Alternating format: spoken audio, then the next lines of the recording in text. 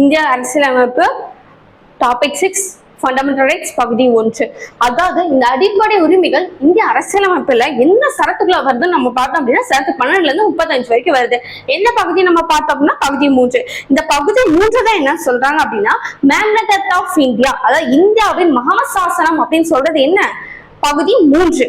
இதோட சோர்ஸ் என்ன, அதாவது அடிப்படை உரிமைகள் எதுல இருந்து எடுக்கப்பட்டது அப்படின்னா யுஎஸ்ஏ கான்ஸ்டிடியூஷன், அதாவது அமெரிக்க அரசியலமைப்புல இருந்து எடுக்கப்பட்டதுதான் நம்மளுடைய இந்திய அரசியல் அமைப்புல இருக்கக்கூடிய அடிப்படை உரிமைகள். அடிப்படை உரிமைகள் ஆர்டிகல் 14 to 18 என்னது? ரைட் டு ஈக்குவலிட்டி, எல்லாரும் சமம் அப்படின்னு சொல்றது.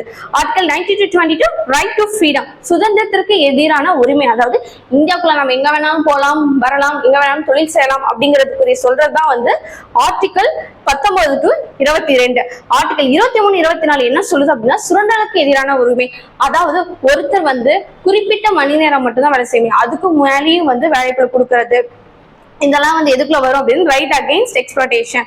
Article 25 to 28 right to freedom of religion அப்படின்னா இந்தியாவுக்குன்னு சொல்லிட்டு எந்த ஒரு மதமும் கிடையாது, எல்லாரும் தான் விருப்பப்பட்ட மதத்தை பின்பற்றலாம், அதுக்குரிய சுதந்திரம் தான் வந்து right to freedom of religion. Article 25 to 28. Article 29 to 30 என்ன பண்றோம்? கல்ச்சுரல் அண்ட் எஜுகேஷனல், கலாச்சாரம் மற்றும் கல்வி உரிமைகள்.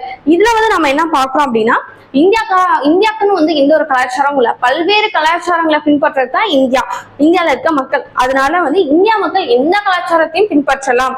அதே மாதிரி கல்வி உரிமைகள் என்னன்னு பார்த்தோம் அப்படின்னா நாம எந்த ஒரு கல்வியும் நம்ம படிக்கலாம், எவ்விதமான கல்விகளையும் படிக்கலாம். ஆர்டிகல் 31 ரைட் டு ப்ராப்பர்ட்டி, அதாவது சொத்துரிமை.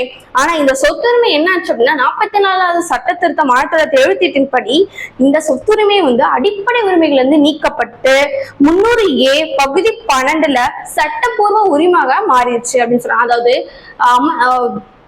44th அமெண்ட்மெண்ட்ல இது வந்து என்ன ஆயிடுச்சு அப்படின்னா ஃபண்டமெண்டல் ரைட்ஸ் வந்து லீகல் ரைட்ஸ்க்கு வந்து மூவ் பண்ணிட்டாங்க. Article 32 right to constitutional remedies, அரசியல் அமைப்பு தீர்வுக்கான உரிமை. அதாவது எனக்கு நம்ம கொடுத்திருக்க அந்த 6 ஃபண்டமெண்டல் ரைட்ஸ்ல இருந்து எனக்கு ஒரு ரைட்ஸ் கிடைக்கல அப்படின்னா நான் வந்து ஜுடிஷியரி பாடிக்கு போய் நான் அப்பீல் பண்ணி எனக்கான உரிமை கிடைக்கல அப்படின்னு சொல்லிட்டு நான் கோர்ட்ல கேட்கலாம். அது கேட்டு அதுக்குரிய சொல்யூஷன்ஸ் நான் வாங்கிக்கலாம். அதை பத்தி பாக்குறதா வந்து right to constitutional remedies.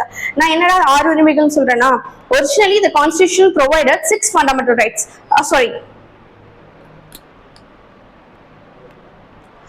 Originally the constitution provided 7 fundamental rights. 6 அடிப்படை உரிமைகள் வந்து இருக்கு. ஆனா இப்போ என்னது